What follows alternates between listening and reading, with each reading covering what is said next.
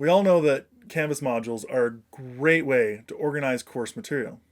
However, Canvas gives us a great suite of tools within modules called module requirements that give us the ability to reorganize our module in a way that best suits our module's needs. Let's go check these out. In any classroom, it's important for students to move through materials as established by the teacher that best engage the student in the learning process.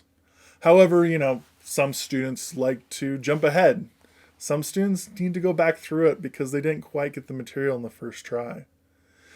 With Canvas core module requirements, teachers can establish rules for their students to go through the course material in the best way possible. Before adding module requirements, you do need to have a module created. Now, in the module, you're going to see 3 dots at the end of your module title. On there, you're going to find all sorts of options. The one that we are looking for is Edit.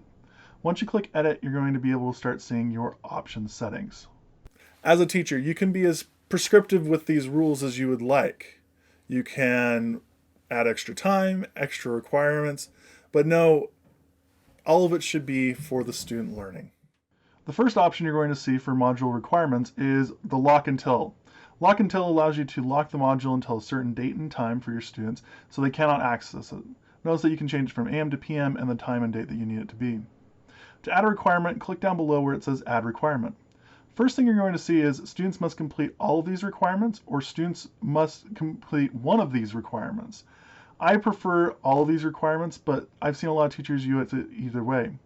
You can also select from this point, students must move through the requirements in sequential order.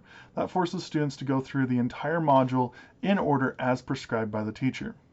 Now, once you select those, you do have to choose either students must complete one or all. Once you choose complete one of these requirements or all these requirements, you can choose the different requirements. First, view the item, so they have to view this particular item in the course content. You can select any item in your module.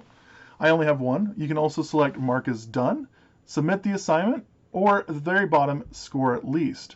All these options are available to you, but know that Score at Least has some special requirements. You can set a score, but then also there are some other problematic things that you need to worry about. Here's a quick tip. Quick tip.